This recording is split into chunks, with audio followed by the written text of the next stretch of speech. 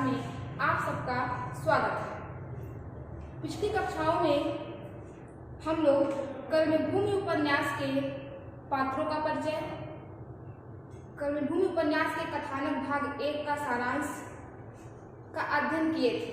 आज हम लोग हिंदी विषय के अंतर्गत कर्मभूमि उपन्यास के द्वितीय और तृतीय कथानक का अध्ययन करेंगे, कथानक की जानकारी प्राप्त करेंगे। कर्मभूमि उपन्यास के कथानक भाग 1 का अंत अमरकांत के काशी छोड़ने के साथ होता है। अमरकांत काशी छोड़ के अन्यत्र जाते हैं और उसी के साथ कथानक भाग 1 समाप्त होता है। आज जो कथानक भाग 2 हम लोगों को पढ़ना है, उसमें गांव में अमरकांत का प्रवेश के साथ कथानक भाग 2 शुरू होता है।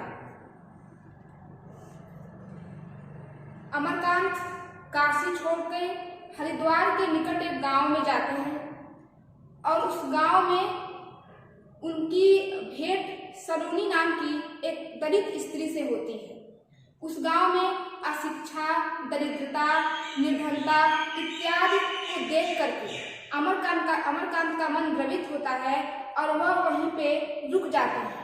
एक सुधार की भावना उनके मन में आती है और उन स्थितियों से उस ग्रामीण वातावरण को मुक्त कराने का वह दृढ़ निश्चय करते हैं। जब अमरकांत गांव में प्रवेश करते हैं, उसमें संध्या का वातावरण होता है और प्रेमचंद जी गांव के उस संध्याकालीन वातावरण का चित्रण किस प्रकार कर रहे हैं, गांव के जो निवासी होते हैं उनका वो चित्रण किस प्रकार के कर रहे हैं, इसका हम आपको एक दृष्टांत के माध्यम से बता रहे हैं। संध्या का समय है। एक सांवला दुबला युवक मोटा कुर्ता और ऊंची धोती पहने, बगल में पोटली दबाए, पसीने से तरबतर, पूरे शरीर पे गर्द की एक परत, ऐसी अवस्था में प्रवेश करता है। एक स्त्री जिससे उसकी मुलाकात होती है राह में, उससे वो पूछता है कि माता जी, क्या मुझ परदेसी को एक रात्रि का विश्राम करने का जगह मिल सकता है? स्त्री जब ऐसी अवस्था में देखती है कि एकदम पसीने से तरबतर है, अस्त व्यस्त है, घबराया हुआ है और उसकी आंखों में एक अजीब सी भूख दिखाई दे रही थी। वह भूख आश्रय को लेकर थी। वह सकुचाते हुए कहती है कि भैया, यहाँ तो रैदास रहते हैं। अमरकांत उस बूढ़ी स्त्री से कहता है कि माँ, मैं जात पात नहीं मानता हूँ। यदि मानव सत्य है तो चमार भी है तो पूजने के योग्य है, और यदि कोई झूठा है, दगाबाज है, धोखेबाज है तो ब्राह्मण भी है तो पूजने के योग्य नहीं है। और इस प्रकार मुझसे इससे कोई लेना देना नहीं, मैं जात पात से परे हूँ। वह उसी गांव में रहने लग जाता है। उसी गांव में एक विद्यालय खोलता है और विद्यालय खोलने के पीछे कारण यह रहता है कि उस गांव में एक तेजा और एक और पात्र हैं दुर्जन। तेजा और दुर्जन जो काशी और प्रयाग के पुत्र हैं। तेजा और दुर्जन काशी प्रयाग के पुत्र हैं और वह अमरकांत से अपनी शिक्षा को लेकर के बात करते हैं। अमरकांत उनसे पूछते हैं कि क्या आप विद्यालय जाते हैं?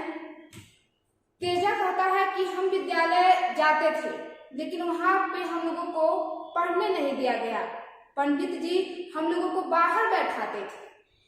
यह बात अमरकांत को एकदम चोट पहुंचाने का काम करती है और वही ऊंच नीच की भावना विद्यमान थी। तेजा और दुर्जन दोनों दलित थे और दलितों को विद्यालय में, मंदिर में प्रवेश की अनुमति नहीं थी 1932 के समय में, जब छोटे बड़े का भेद चरम पर था। उस समय की बात है।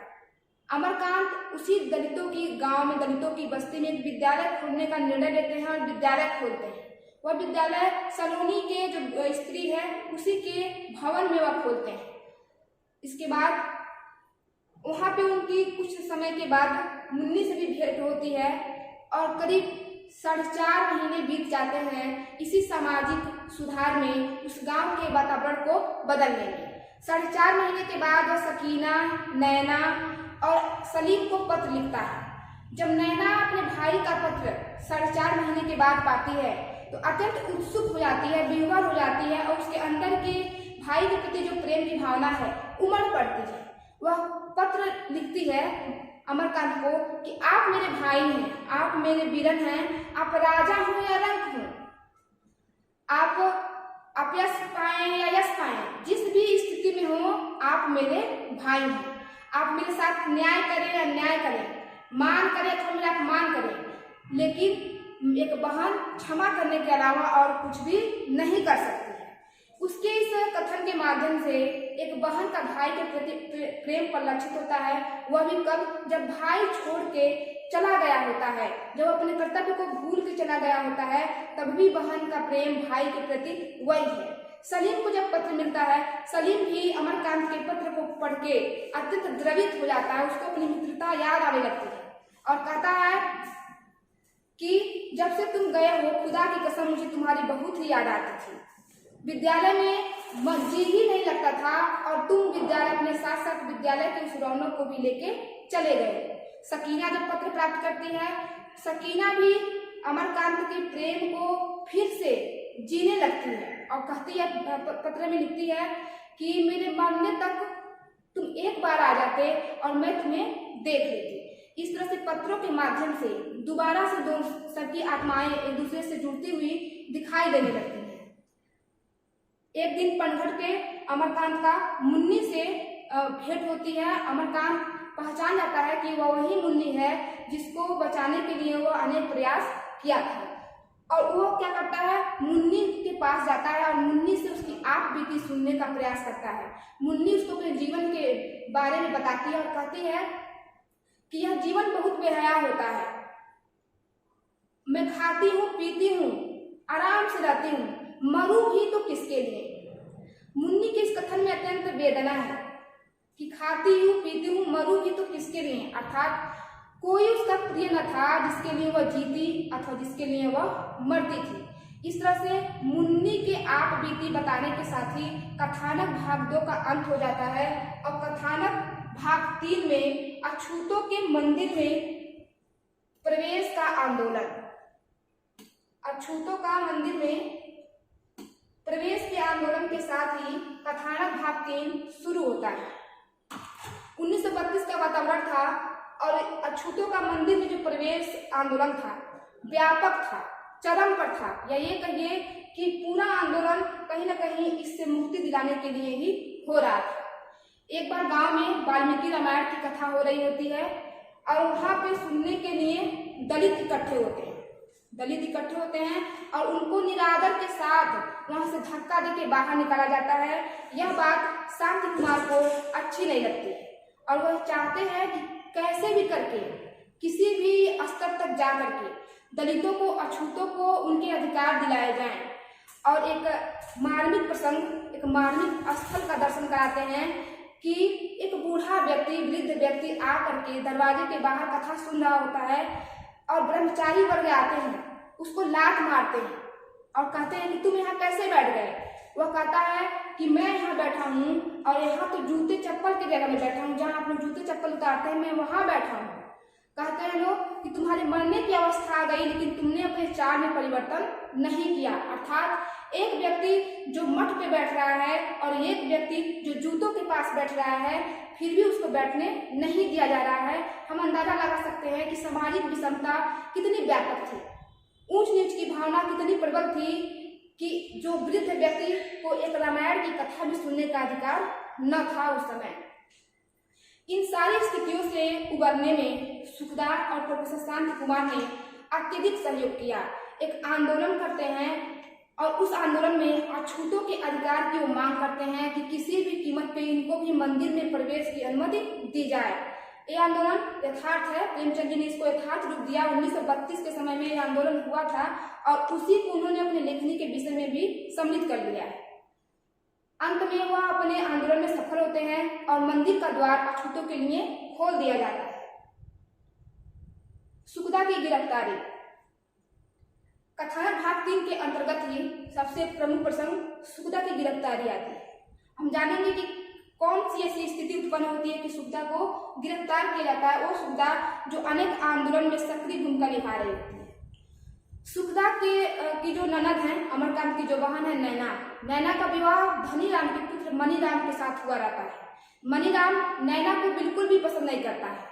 यह बात जब नैना आकर के सुखदा को बताती है कि वहां पे मेरा निरादर होता है, मुझसे कोई प्रेम नहीं करता, मुझे अपमान की दृष्टि से देखा जाता है, सुखदा आक्रोश से भरकर धनीराम के घर जाती है और मनीराम से पूछती है कि सारी स्थितियों के विषय में जानकारी चाहती है। मनीराम कहता है कि हाँ, मुझे ऐसी लड़की चाहिए थी जो सोसाइटी के आचार विचार को जाने, जो लेडीजों का स्वागत सत्कार करना जाने, जो इसमें बिल्कुल भी नहीं है।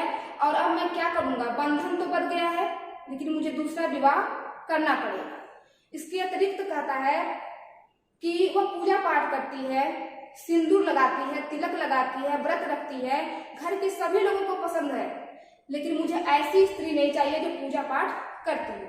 प्रेमचंद जी मनीराम के इस वाक्य के माध्यम से पाश्चात्य संस्कृतियों का जो प्रभाव समाज पे फैल रहा है, उस पे प्रकाश डाल रहे हैं कि पाश्चात्य संस्कृतियां और भारतीय संस्कृति है कि तिलक लगाए, सिंदूर लगाए, भारतीय स्त्रियां परंपराओं का निर्वहन करें, व्रत रखें, पूजा पाठ करें, लेकिन पाश्चात्य संस्कृतियों में ऐसी परंपराएं नहीं है। मनीराम उससे प्रभावित है और कहता है कि मुझे ऐसी स्त्री नहीं चाहिए कि जो सिंदूर का तिलक लगाए, जो पूजा पाठ करे, व्रत त्योहार करे, मुझे ऐसी स्त्री नहीं चाहिए। मुझे कैसी चाहिए, जो स्वागत सत्कार करना जानती है। जब सुखदा मनीराम के इस वचन को सुनती है पुनर्विवाह करने की बात, आक्रोशित हो जाती है और अनेक आक्रोश में उसे भले बुरे शब्द कहती है। क्या करता है मनीराम, एक षड्यंत्र रचता है और उसमें सुखदा को गिरफ्तार कराने की योजना बना लेता है। वारंट जारी होता है और सुखदा को गिरफ्तार करके जेल में डाल दिया जाता है। सुखदा के जो ससुर है समरकांत आकर के कहते हैं कि तुम्हारे प्रति एक वारंट जारी हुआ है, तुम्हारी गिरफ्तारी होगी। सुखदा कहती है कि मुझे कोई गम नहीं है, मुझे कोई दुख नहीं है। जिस समाज का आधार अन्याय पे आधारित हो, वह समाज इससे अतिरिक्त और कुछ नहीं कर सकता है और जमानत के नाम पे आप 1 रुपये भी नहीं देंगे क्योंकि मैंने कोई अपराध नहीं किया है। सुखदा जेल में जाती है और जेल में जब जा रही होती है, विशाल जनसभा उसके पीछे पीछे चलती है, फूलों की वर्षा की जाती है और वह अनेक प्रश्नचित्त मुद्रा में जेल की तरफ बढ़ती जाती है। जेल आ जाता है और जब जेल निकट आ जाता है तो पुलिस अधिकारी कहते हैं कि देवी जी जेल आ गया।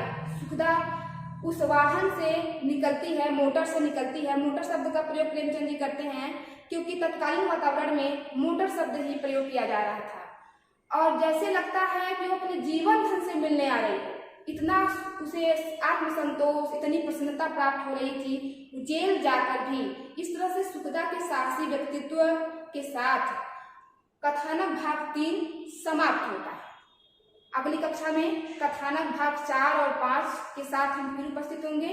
माँ सरस्वती आपके बुद्धि विकास में निरंतर सहायक हो। धन्यवाद।